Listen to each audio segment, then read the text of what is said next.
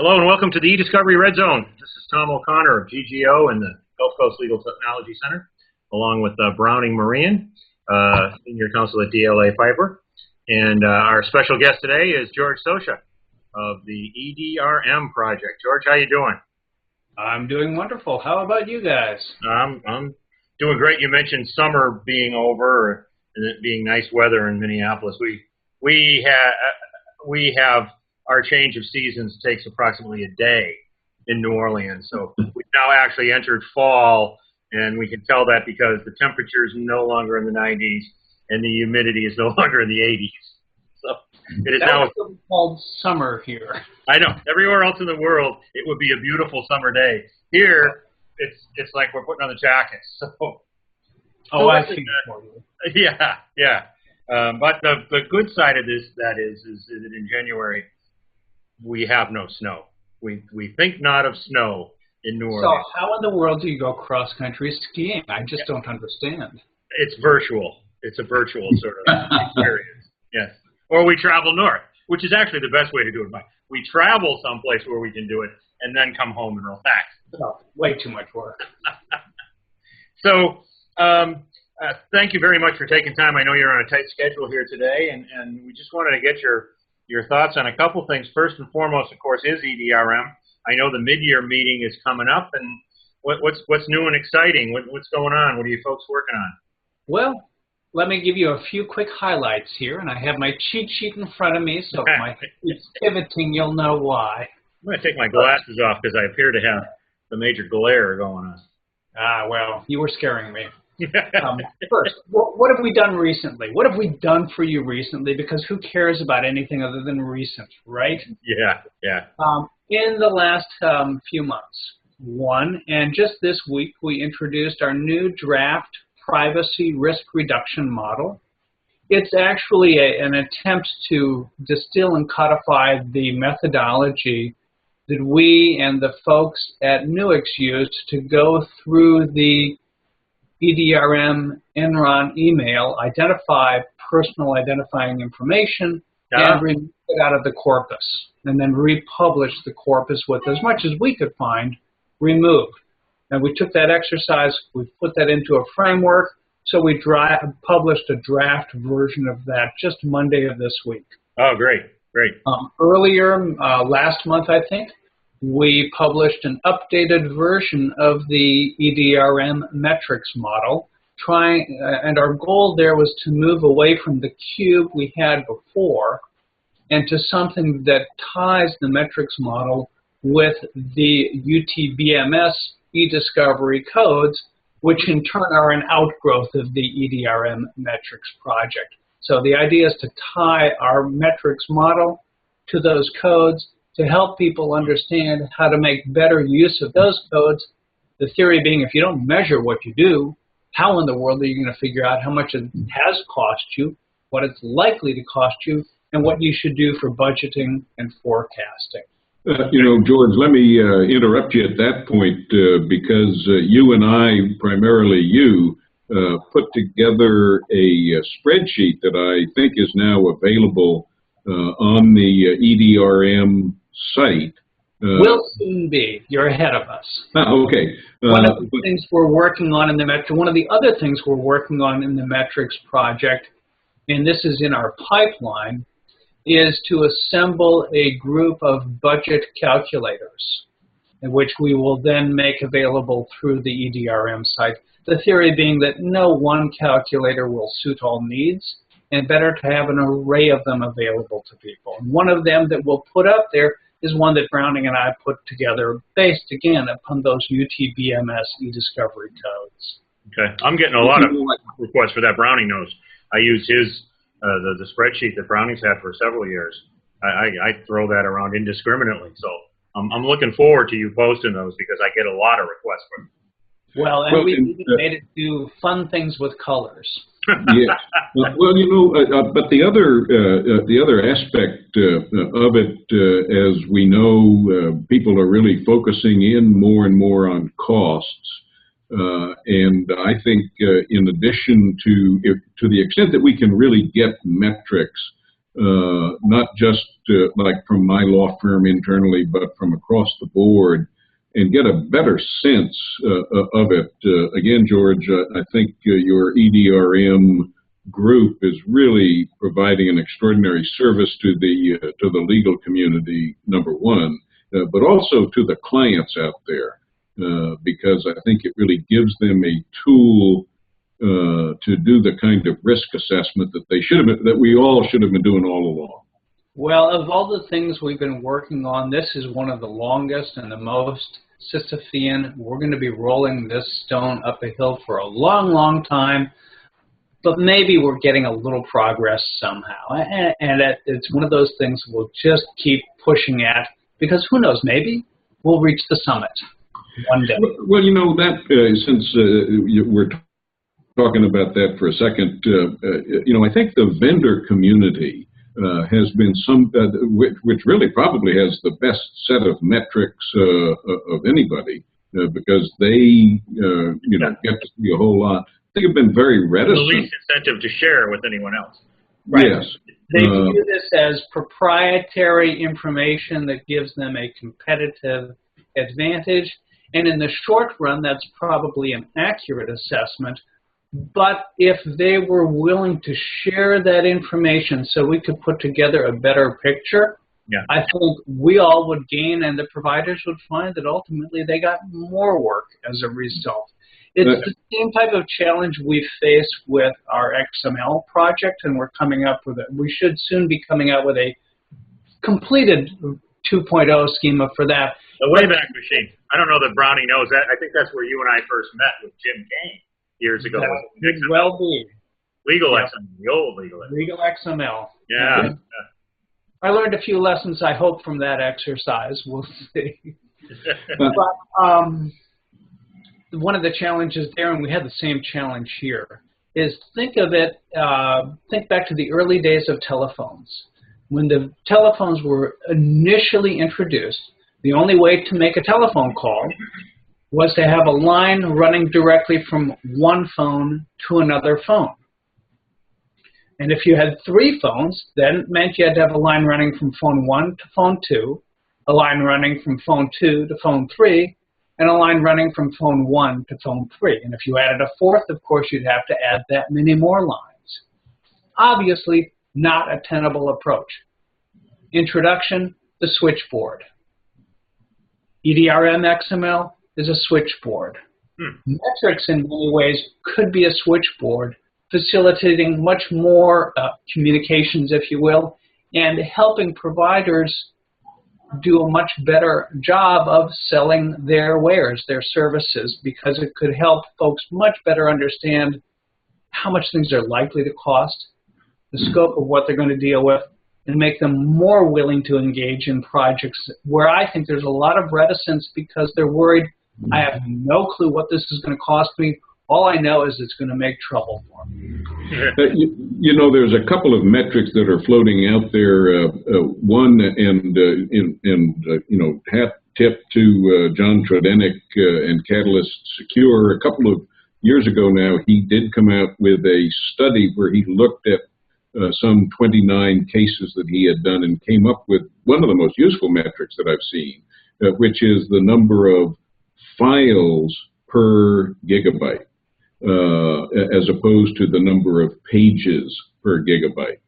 And what I thought was interesting was he provided a histogram, and as I recall, it ran from 1,500 up to about 5,000. There was an outlier or two, but that is an extremely useful metric for figuring out what review rates could be. And so you know, the more of those things we could get would be wonderful. You know, the RAND study of 2012 also had a metric. My recollection is that it said it was roughly all in like $18,000 per gigabyte. But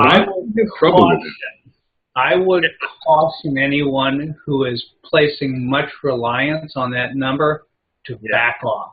Yeah. My guess is that it is it's based on information that comes from people who are giving a gut sense of things more than people who have sat down and actually looked at real expenditures. They're saying, oh, it's expensive. I think it's about this expensive, but I would guess that a lot of the people who provided numbers more or less made them up. And an average like that is only of limited value, no matter how accurate it is. So even if it were spot on perfect, it doesn't tell you much. It's just a single number. What you really need, if you're going to make sense of that, is a distribution and a range. Mm-hmm. You've got to go from the points to a curve to have any value in it. The other thing I found is that in a number of these studies, people tend to put a really high number of docs reviewed per minute into their calculation in order to try to force the number down. So I always caution people to look at that. I was working with a client the other day, and I gave them an estimate on how long it would take them to, and what it would cost to do a review, and I said, 3 to 5 documents per hour, per minute, excuse me, and they balked at that, and I said, well, why don't we do a little test? Why don't you sit down for an hour and call me back, and at 5 this afternoon, tell me how many documents you reviewed per minute. So. Yeah, I think that number is really crucial. Whenever like you, George, I tell people to take a long, hard look at the numbers. Yeah, looking at actual real numbers as opposed to imaginary numbers makes an enormous difference. You mentioned Jim Kane, and one of the things that Jim and I did many, many years ago, this would probably have been in the early 90s, was an experiment where we set up 4 groups of coders, but it really, you could call them reviewers by today's terms, and asked them to go through the same set of materials. And then we evaluated the quality of the results. We looked at the cost of the results. And I forget what the 4 groups exactly were, but they included law firm lawyers, contract lawyers, managed by the law firm, contract reviewers managed by a provider, and the provider's own reviewers. The cost was highest to lowest in that order, and the quality was lowest to highest in that order, so that we got an X that looked pretty much like this.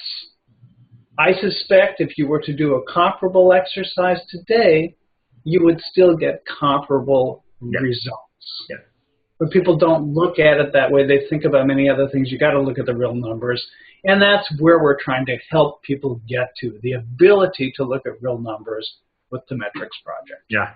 But as with my client the other day, when I told them, look, just take my numbers and make a simple spreadsheet with 4 entries in it and change those. Change your hourly rate, change the number of documents reviewed, whatever. At least having some framework to have this discussion with the things that you and Brownie are working on, it's just invaluable.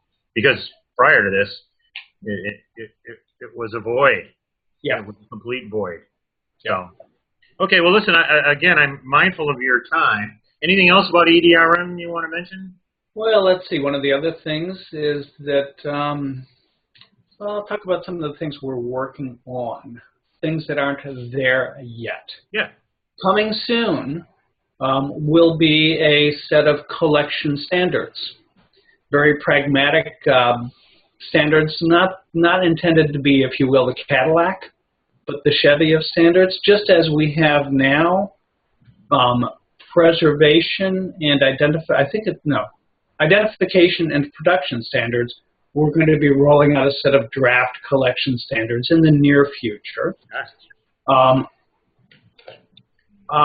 We have a new group formed last May, the Native Group, and that is working on developing a new standard, ENF we've provisionally called it, Encapsulated Native Files, to help with the production of native files with an eye toward how you then use the materials. Because as both of you know, electronic discovery does not stop when you produce files. That's in many ways only the beginning. But as an industry, we tend to think that it all ends with production. And of course, it does not. So these are efforts to help people move beyond that.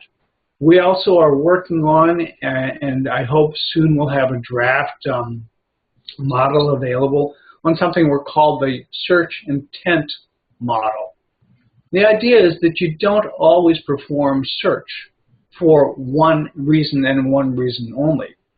The intent behind the search you conduct should inform what type of search you perform and how you go about doing it. And so we hope to provide guidance in that area as well. So those are a couple of the things we're working on, as well as, again, working on the 2.0 schema for the XML framework, calculators for metrics, a couple of white papers we've got, or papers we've had published recently, and some more to come. So we're fairly busy. Well, you know, George, we've swept on, I guess, showing once again that we live in sort of the eDiscovery bubble, because to the casual observer of this, we have not said where you can find out about the EDRM, number one, and we also have not given them any indication as to where they could get a hold of you if they would like to join. First, EDRM, EDRM.net, and many ways to get in contact with me. First, go to EDRM.net and click on the contact button, but I can be reached via email at george@sochaconsulting.com, S-O-C-H-A consulting, or if that's too complicated, george@EDRM.net. What else do they need to know? One other thing to know, we do have upcoming soon our mid-year meeting, which is very much a working meeting, and that starts the evening of October 9th and runs through just after noon on October 11th. And that's where our participants get together and work face-to-face on the various activities we've got going on. We do that twice a year. In Minneapolis? St. Paul. St. Paul, excuse me. Yeah. Once again, staying within the bubble, it should be noted that George has an active consulting practice in the eDiscovery field, independent of the EDRM, and has served as an expert witness and consultant all over the country. So right. Now we've rectified our assumptions. Great. Well, I mentioned to you before we started, George, I'd be remiss if I didn't bring up the proposed rule changes to the Federal Rules of Civil Procedure, which now are in their public comment period. And your choice whether you want to step into that fray or not. Any comments? I'll get my shoes dirty here. I think that admirable in some ways as these efforts are to change the rules, they are by and large unnecessary efforts. I think we have by and large what we need in the rules today if people were to take the time to read the rules, which in my experience often does not happen, and focus on the positive side of things rather than the negative. I mean, what I mean by that is we hear a lot about cost and difficulty, where I think the eye is focused on production as the end game in eDiscovery. And I know this will be an unfair characterization, but all too often, folks on the producing side seem to think that what they really need to do is produce the least amount of data possible in the least useful form. And folks on the requesting side seem to be uninterested in what they actually receive and care more about how they can drive up the other side's costs and distract and confuse them. And this is not a plaintiff versus defendant thing. It can run either direction. Yeah. I think that folks started to pay more attention to the content of the materials they were dealing with and gave more thought to how they could go about figuring out what they need to do in the handling of their cases, that they would see that eDiscovery is not necessarily a burden, but rather potentially a bonus and an opportunity for them. And that might, in turn, lead to folks looking at the rules in a very different way. Right. You know, hearing that, George, I'm sorry that we don't have a soundtrack of sort of the Alleluia chorus to overlay to your comment. I think it's spot on. So. Well, I can guarantee you don't want me trying to sing that chorus because I'm not even allowed to sing in the shower. But I will say, I've said this to both you and earlier today and to Browning several times. I agree. I'm skeptical of the pressing need for any rule changes. The only one I really like or think could be most helpful is the wording change in Rule 1 to incorporate the Cooperation Proclamation as a duty of all participants, both counsel and the bench, and then leave it to the judges. We've got judges who take the current rules and certainly are proactive in enforcing them. I have a somewhat different view on that. Okay. Look up the definitions of the word proclamation. Uh-huh. And you'll find that one of those definitions, and it goes back to earlier usages of the word perhaps, is you tell people what they must do. Now, how do you tell people they must cooperate and expect cooperation when in many ways litigation was and continues to be barely civilized warfare? How do you make that work? I think what we need to focus on, rather than trying to get people to cooperate, is to find areas where it makes sense to do battle and areas where battle is counterproductive. Right. I've always thought we can make those work more effectively. I thought the use of the word cooperation was unfortunate from day, well, probably now, because I had thought more of that word than the second word. Given your analysis of proclamation, I guess now both words are unfortunate. Yeah, in the litigation world, to tell parties to cooperate just has a connotation that neither side in a litigation dispute is going to be eager to embrace. And right. So it's a noble sentiment, but we all know how lawsuits all too typically play out. Yeah. And if the parties were going to cooperate, there wouldn't be a lawsuit. They wouldn't be in court, right? Exactly. Right. Well, and you know, the challenge in the practice is to make sure that your client understands that in the fullness of time, some form of cooperation is going to really be cost effective for them.